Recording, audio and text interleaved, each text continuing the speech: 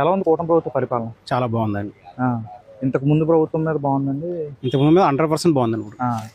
ఇంతకుముందు ప్రభుత్వంలో రోడ్లు సరిగా ఉండేవి కాదు, ఆ! ప్లస్ అవినీతి బాగా ఎక్కువ జరిగేది. ఆ! ఇప్పుడు అలా పవన్ కళ్యాణ్ దయ వల్ల అటువంటి అవినీతి లేకుండా చాలా నీట్గా ఉంది. అవును. ఇప్పుడు పవన్ కళ్యాణ్ గారు డిప్యూటీ సీఎంగా చేస్తున్నారంటే మరో 4 శాఖలకి మంత్రిగా కూడా ఉన్నారు. ఆయన పనితీరు ఎలా ఉందండి ఈ సంవత్సర కాలంలో? ఆయన పనితీరు చాలా బాగుందండి, చాలా అద్భుతంగా ఉంది. కానీ మా యొక్క కోరిక అయితే ఆయన సీఎంగా చూడడానికి కోరిక ఆ! First of all.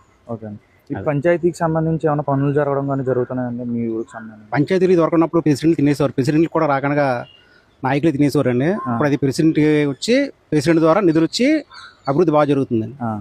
రోడ్లు వేయాలన్నా ఏదైనా ఒక ప్రెసిడెంట్కి హక్కు వచ్చింది. ఇప్పుడు ఇదివరకు వాలంటీర్ వ్యవస్థ వచ్చి వాళ్ళ తినడం వాళ్ళు చేయడమే, సెక్రటరీ వ్యవస్థ మీద నడిచిపోయేది అంతా, సచివాలయ వ్యవస్థ మీద. దానివల్ల ఇప్పుడు బాగుంది, ఇప్పుడే బాగుంది. ఇప్పుడు పనులన్నీ కరెక్ట్గా జరుగుతున్నాయి, 100% బాగా జరుగుతున్నాయి, అవినీతి లేకుండా జరుగుతుంది. రోడ్లు మీ నియోజకవర్గానికి సంబంధించి రోడ్లు ఏమైనా కొత్తగా పడడం జరిగింది అంటే ఎప్పటి నుంచో అలా గుంతలుగా ఉన్న రోడ్లు ఏమైనా పడడం జరిగింది? అన్ని బండి అండి. ప్లస్ అదొకటి పంచాయతీల్లోనూ మూగజీవాలకి నీటి తొట్లు పెట్టడం, అది ఒకటి అద్భుతమైన కార్యక్రమం అండి. ఇప్పుడు దాకా ఏ గవర్నమెంట్ చేయలేదు అసలు. అది అవునన్నా. బ్రిటిష్ పరిపాలన కానీ ఇప్పుడు జరగలేదు అసలు. రాజ్య పరిపాలన ఇటువంటి జరగకూడదు. అవునన్నా. మూగజీవులకి కుండీలు కట్టడం, నీటి కుండీలు పెట్టడం అనేది జరగలేదు. పవన్ కళ్యాణ్ ఆశ వల్ల అది బాగుందండి. ఓకే. ఇప్పుడు నెక్స్ట్ టైం ఏమన్నా జగన్ గారు వచ్చే అవకాశం ఏమైనా ఉంటుంది అంటారు? 100% రాదు. పవన్ కళ్యాణ్ గారు బతుకున్నంత కాలం కూడా రాదు. అది మాత్రం రాదు. అంటే ఆయన అంత బాగా చేస్తున్నారంటారా పవన్ కళ్యాణ్ గారు? చాలా బాగా చేస్తున్నారండి. అసలు ఇంత అవసరం ఏంటో మాకే అర్థం కావట్లేదు. అతను ఉన్న నీట్గా ఉన్నదానికి ఇంత చేయవలసిన పని ఏం లేదు. ఆయన స్థాయికి ఇంత అవసరం లేదు. కానీ ఏంటంటే ఆయన చేస్తున్నాడంటే ప్రజల కోసమే చేస్తున్నాడు. ప్రజల కోసం తన అన్ని వదులుకుని అవకాశాన్ని వదులుకుని చేస్తున్నాడు. అదేనా. ఈ సంవత్సర కాలంలో మొత్తానికి చూసుకుంటే సరే లాస్ట్ గవర్నమెంట్ కన్నా ఈ గవర్నమెంట్ చాలా బాగుంది. చాలా 100% బాగుందండి. దీంట్లో అసలు సమస్య లేదండి. దీంట్లో తిరగలేదు. ఇప్పుడు కూటమి ప్రభుత్వం వచ్చి సంవత్సరం అవుతుంది కదండి, పనితీరు ఎలా ఉందండి కూటమి ప్రభుత్వ పరిపాలన?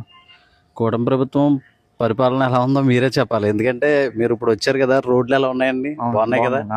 కరెంటు తీరు ఎలా ఉందండి? బాగుంది కదండి.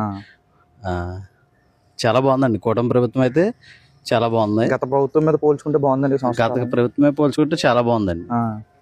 ఇప్పుడు డిప్యూటీ సీఎం గా పవన్ కళ్యాణ్ గారు డిప్యూటీ సీఎం గా చేస్తున్నారండి. ఆయన పనితీరు ఎలా ఉందంటారండి సంవత్సర కాలంలో? పవన్ కళ్యాణ్ గారు పనితీరు అంటే అది చాలా బాగుందండి. ఆయన చేసే అభివృద్ధి కార్యాలు కానీ, ఆయన తీసుకున్న పంచాయతీ శాఖలకు కానీ 100% స్ట్రైట్ రేట్ తో జనసేన విజయం సాధించి ఈ రోజు ఆయన తీసుకున్న శాఖలకి న్యాయం చేశారండి. న్యాయం చేయడం అంటే ఆయన స్వయాన ఆయన డబ్బులు కూడా మన పిఠాపురంలో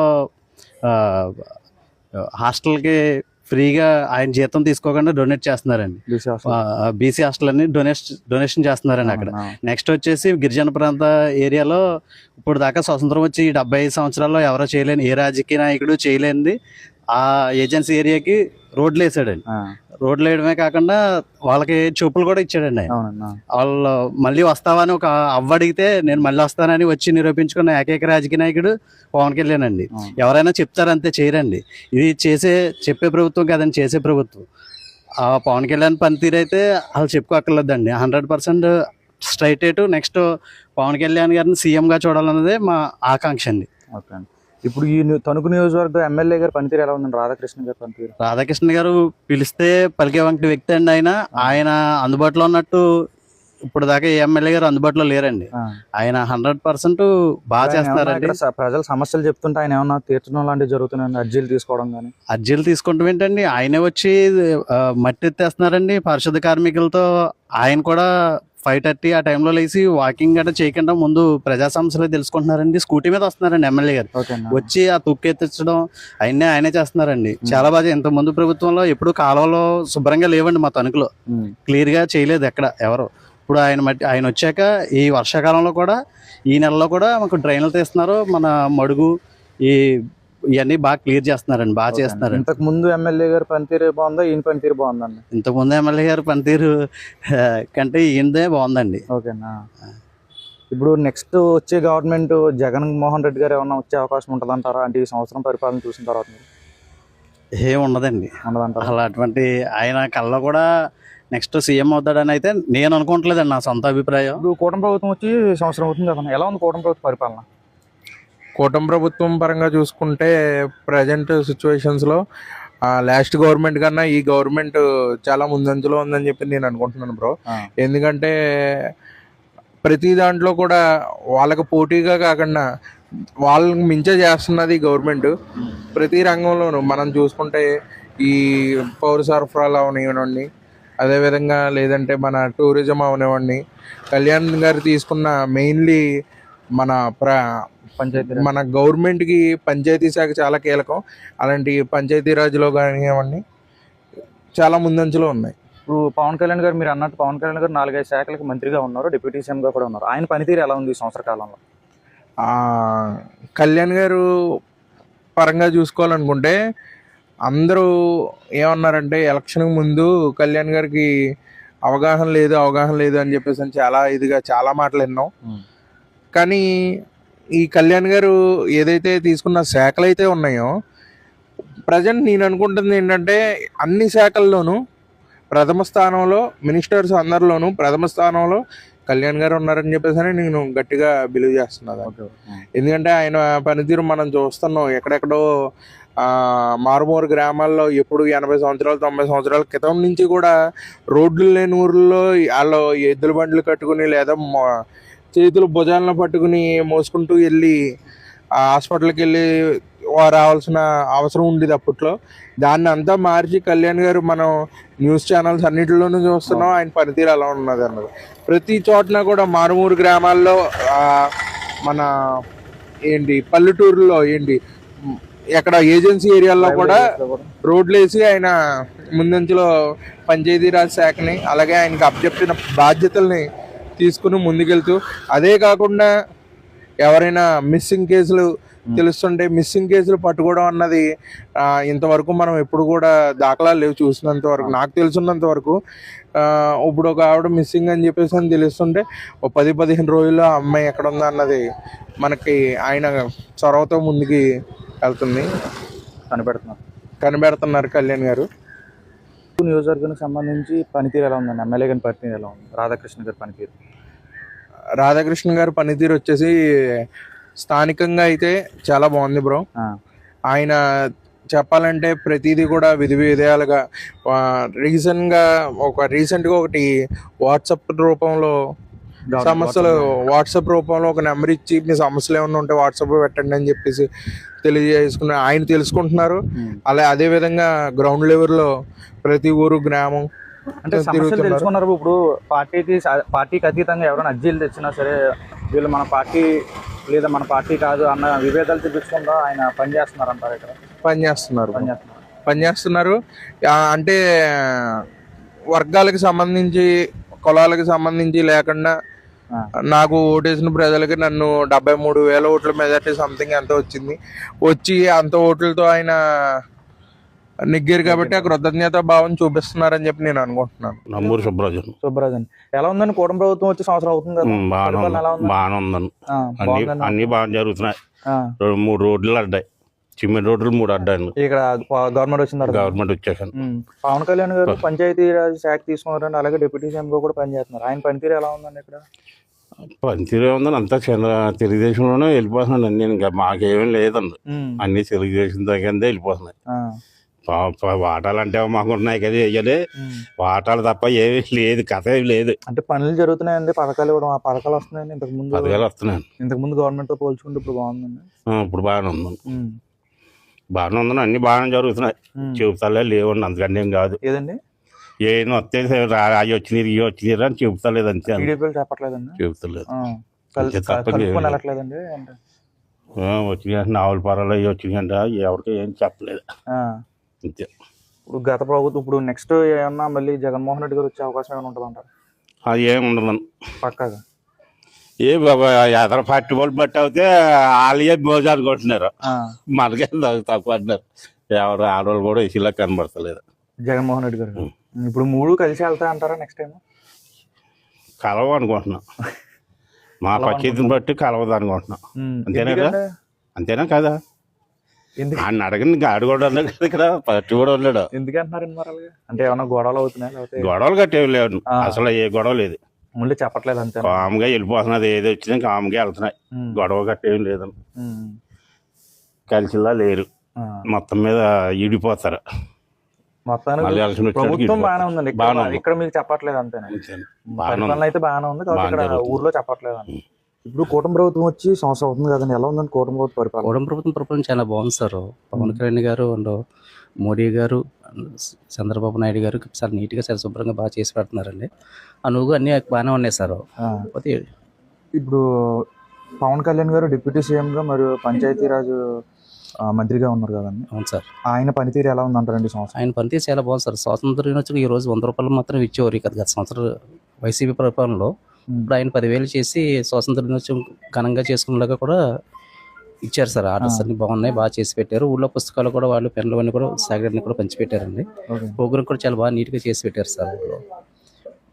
ఇక్కడ మీ ఊరికి సంబంధించి ఏమైనా రోడ్లు పడడం అలాంటివి ఏమైనా సార్ జరిగినాయా? మా ఊర్లో రోడ్లు డ్రైనేజ్ కూడా సెస్ట్ అయింది సార్. డ్రైనేజీలు ఆపారు కానీ రోడ్లలో పంచాయతీ శాఖ మంత్రిగా ఉన్నప్పుడు ఆయన ఉన్న పనితీరులో ఉమ్. 2 రోడ్లు మాత్రం సెషన్ అయింది సార్. ఓకే. అక్కడ వేసి బాగా చేశారు సార్. అవి కూడా అంటే పంచాయతీ పనులు ఇంతకు ముందు ఎలా జరిగి ఇప్పుడు ఎలా జరుగుతున్నాయండి? ఈ వరకు ఎప్పుడు పంచాయతీ పనులు గత సంవత్సరంలో ఏంలో పరిపాలనలో జరగలేదు సార్.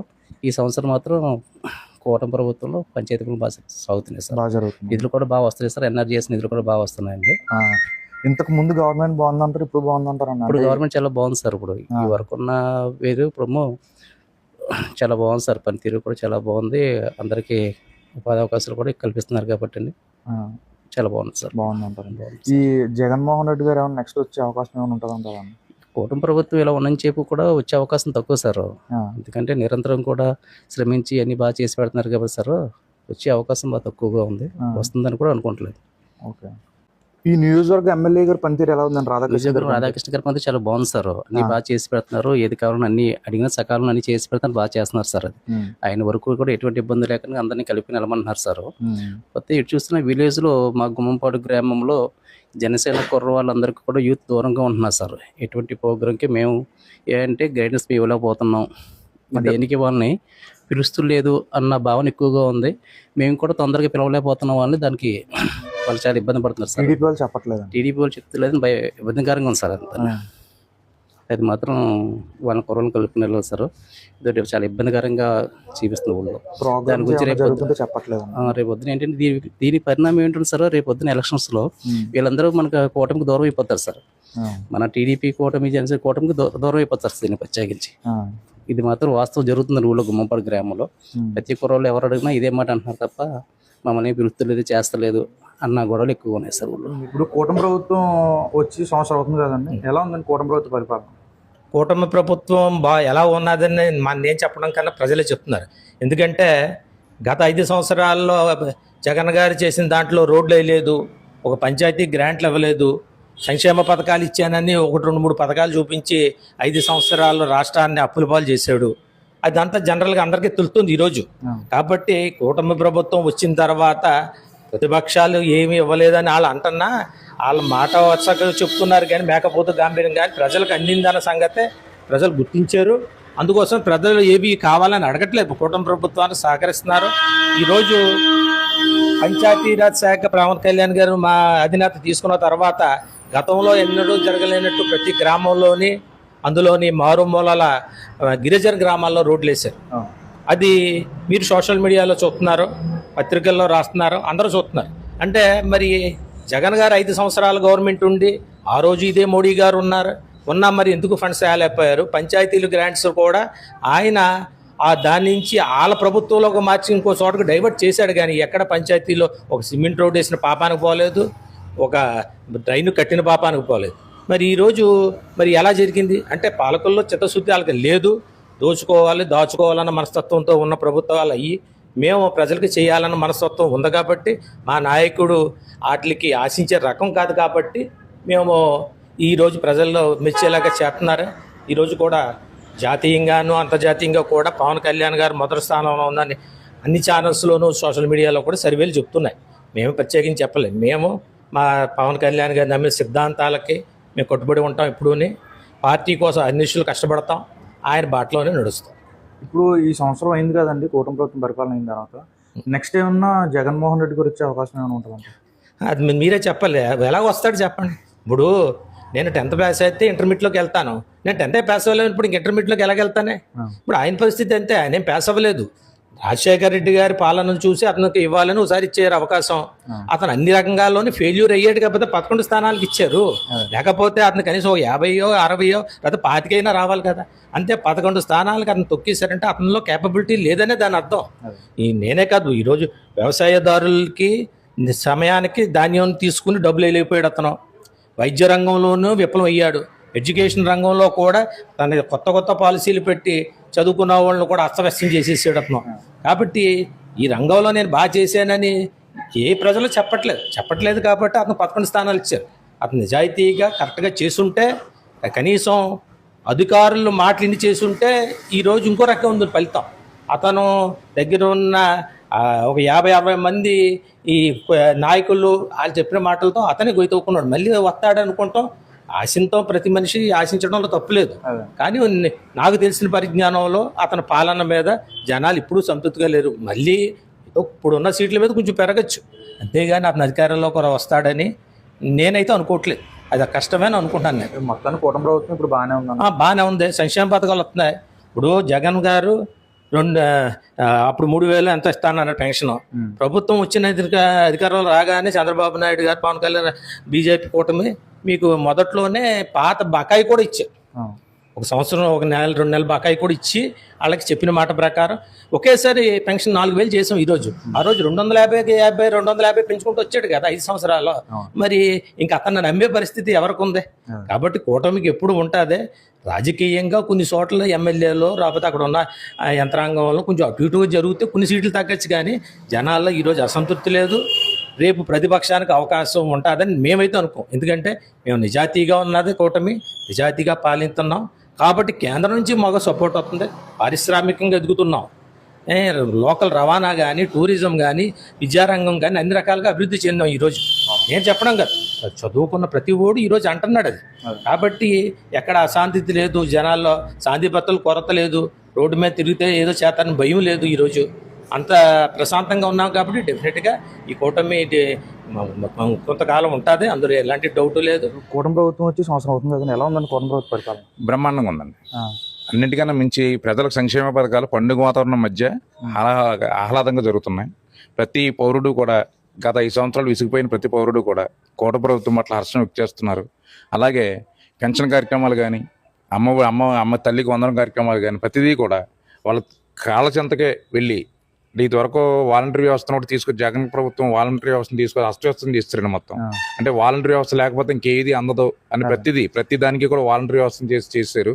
కానీ వాలంటరీ వ్యవస్థను రద్దు చేసి కూడా కూటమి పెన్షన్ పథకాలని పండగ ప్రతి నెల 1వ తారీఖున ఇవ్వడంతో పాటు ఆ రోజు సెలవు వస్తే కనుక దాన్ని ఒకరోజు ముందు కూడా ఇచ్చే కార్యక్రమం చేస్తూ ఇళ్ల దగ్గరికే ప్రతి ఒక్కరికి ఇంటి దగ్గర ఏ కార్యక్రమం వచ్చినా, సేవ కార్యక్రమం జరిగినా, ఏ జరిగినా సరే ఇంటి వద్దకే పరిపాలన చేసే విధంగా చాలా బాగా చేస్తున్నారు. ఇప్పుడు పవన్ కళ్యాణ్ గారు డిప్యూటీ సీఎం గా పంచాయతీరాజ్ మినిస్టర్ గా ఉన్నారు కదండి, ఆయన పనితీరు ఎలా ఉందండి? చాలా అమోఘం ఉందండి. ఈ రోజు నెంబర్ 1 ర్యాంకింగ్ వచ్చే స్థానంలో పవన్ కళ్యాణ్ గారు ఉన్నారు. అన్నిటికన్నా మించి పవన్ కళ్యాణ్ గారు ఉప ముఖ్యమంత్రి హోదాలో తనదైన శైలి. ఇదివరకు ఉప ముఖ్యమంత్రి అంటే సీఎం తర్వాత ఉప ముఖ్యమంత్రి అంటే తెలిసేది కదా ఎవరికైనా. ఎంతమంది ఉప ముఖ్యమంత్రులు ఉన్నా కూడా జాడ కూడా తెలిసేది కాదు. కానీ ఈరోజు ఉప ముఖ్యమంత్రి హోదా అంటే చాలా బ్రహ్మాండంగా ఆయన వృత్తిలో అయితే అమోఘంగా ఉంది. ప్రతి గిరిజన ప్రాంతంలో కూడా ఎప్పుడు ఈ 70 సంవత్సరాల రాజకీయ చరిత్రలో గిరిజన ప్రాంతాల్లో కూడా రోడ్లు వేసి వాళ్ళకి ఏ సదుపాయాలు కావాలన్నా సరే ఆ సదుపాయాలు సమకూరుస్తూ అన్నిటికన్నా మంచి ఆయన తీసుకున్న పంచాయతీరాజ్ శాఖ అమోఘంగా పనిచేస్తుంది. దేశంలోనే పంచాయతీరాజ్ మొట్టమొదటిగా ఈ గ్రామ సభలు నడిపి రికార్డింగ్ దిశగా తీసుకెళ్తాం జరుగుతుంది. అలాగే పంచాయతీరాజ్కి సంబంధించి ఎక్కడైనా మారుమూల గ్రామాలకు కూడా రోడ్లు వేయించడం కానీ, అలాగే ఆయన తీసుకున్న అటవీ శాఖకు సంబంధించి సమూలంగా కర్ణాటక నుంచి కుంకీనుగులు తీసుకురావడం కానీ, అలాగే సైన్స్ అండ్ టెక్నాలజీలో దానికి సంబంధించిన పరికరాలు ఇవి మొన్నే చెత్త నుంచి సంపదలు సృష్టించాలని దాని పరిజ్ఞానం కూడా చేయడం జరిగింది. అలా ఆయన తీసుకున్న ప్రతి శాఖ కూడా 100% న్యాయం చేస్తూ కూడా చాలా అమోఘంగా పరిపాలిస్తున్నారు. ఈ నియోజకవర్గానికి సంబంధించి లేదంటే మీ ఊరికి సంబంధించి పంచాయతీకి సంబంధించి పనులు ఎలా జరుగుతున్నాయి అంటారు? చాలా బాగా జరుగుతున్నాయండి. పంచాయతీకి సంబంధించి గత 5 సంవత్సరాల్లో కూడా ఎక్కడా కూడా చిన్నటికి మీరు పేర్చింది లేదండి.